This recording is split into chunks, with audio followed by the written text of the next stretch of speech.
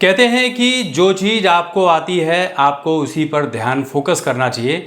अगर उससे लीक से हटकर आप कुछ करते हैं तो आप ट्रोल कर दिए जाते हैं, और आज के डिजिटल युग में तो आप कुछ भी करेंगे यकीनन आपको ट्रोल किया जाएगा अगर आप उनके मापदंडों पर खरे नहीं उतरते हैं। सौरभ द्विवेदी एक जाना माना नाम है पत्रकारिता जगत में।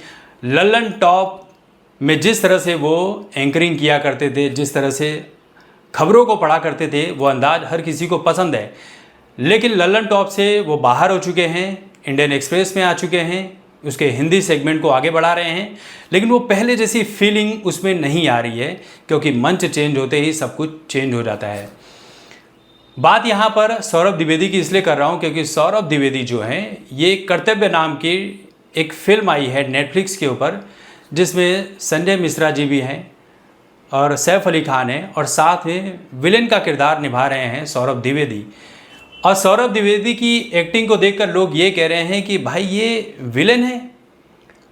एक बॉलीवुड वो था जहां पर अमरीश पुरी विलेन के तौर पर देखते ही लोगों की घर में बैठे बैठे हालत ख़राब हो जाती थी, और एक आज का बॉलीवुड है जो सौरभ द्विवेदी को विलेन बना रहा है। ये कहाँ तक सही है भाई?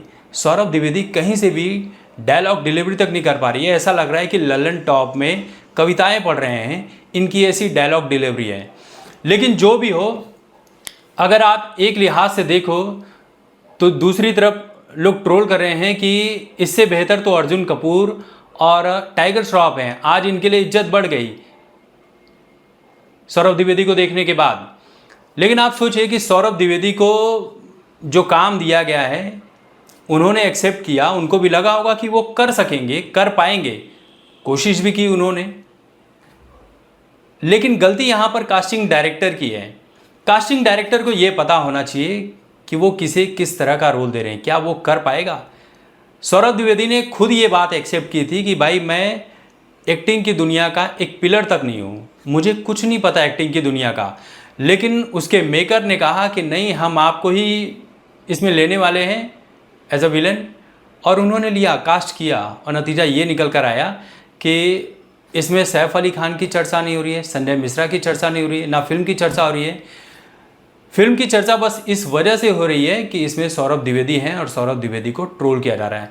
तो ये फिल्म किसी वजह से अगर याद की जाएगी तो वो सौरभ द्विवेदी की खराब एक्टिंग की वजह से याद की जाएगी कि सौरभ द्विवेदी ने इसमें क्या गजब की एक्टिंग की है। और इतनी गजब की एक्टिंग की है कि ऐसा लग रहा है कि वो डायलॉग कम पत्रकारिता कर रहे हैं लल्लन टॉप के किसी शो का, और कविताएं पढ़ रहे हैं।